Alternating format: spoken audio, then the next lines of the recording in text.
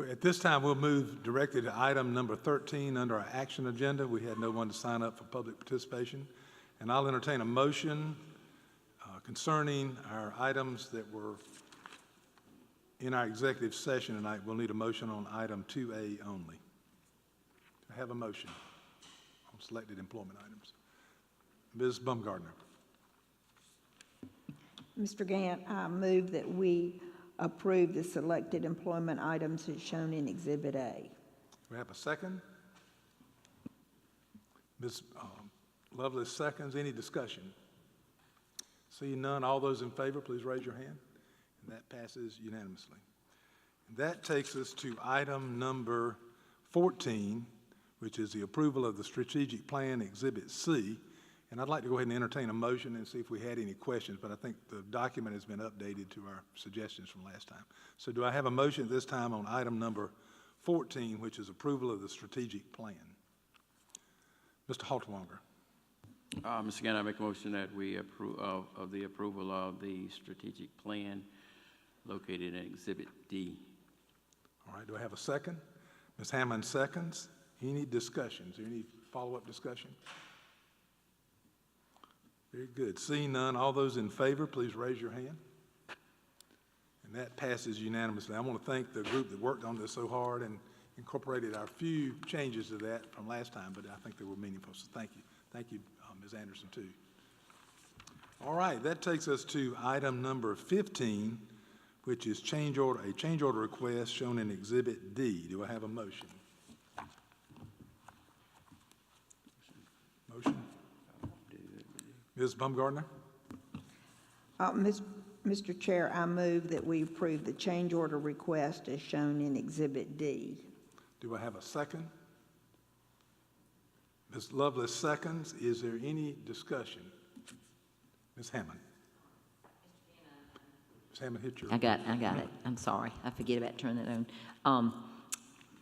I think this has been explained to us very well, but I would entertain the idea of, since there are things that we're working on still at Chapin, just some final things that we let the public know this is something we feel that we have to approve, and maybe you might give a few statements as to, so that our public knows more details of what we're voting on.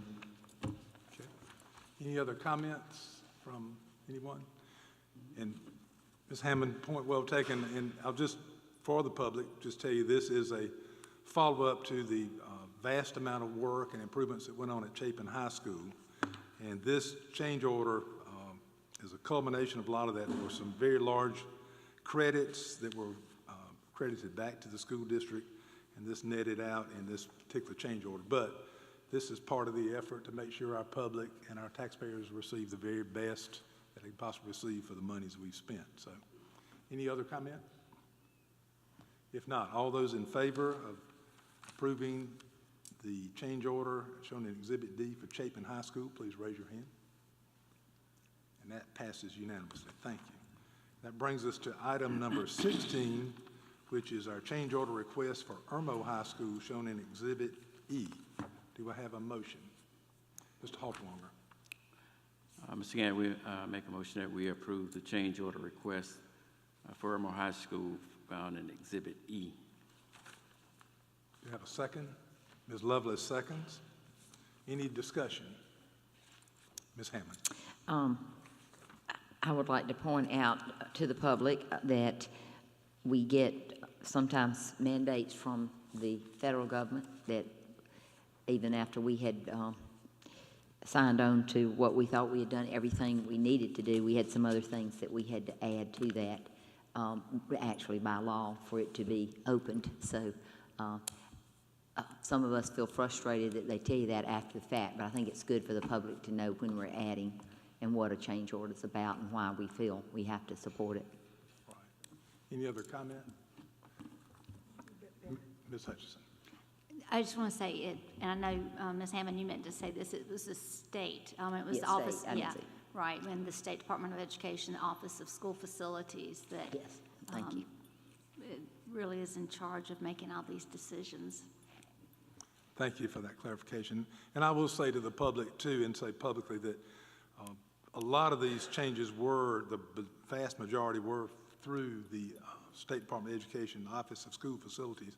And on to their credit, I'd like to say that the changes they suggested, while we had to pay for them, make the facility a much safer facility, from a lighting to a sprinkler systems to railings, things that they didn't catch the first time around, but they certainly saw it when it came back. So at the end of the day, for the next 50 or 100 years while that facility is used, we'll have a much safer facility. So we won't throw any stones, but we get to pay the bill, and I think it was well done on their part and for our community. Any other discussion? If not, all those in favor, please raise your hand. And that passes unanimously. And that brings us to our discussion agenda, which under item 17, our proposed 2016-17 district calendar. Mr. Bounds, you want to go through that a little bit?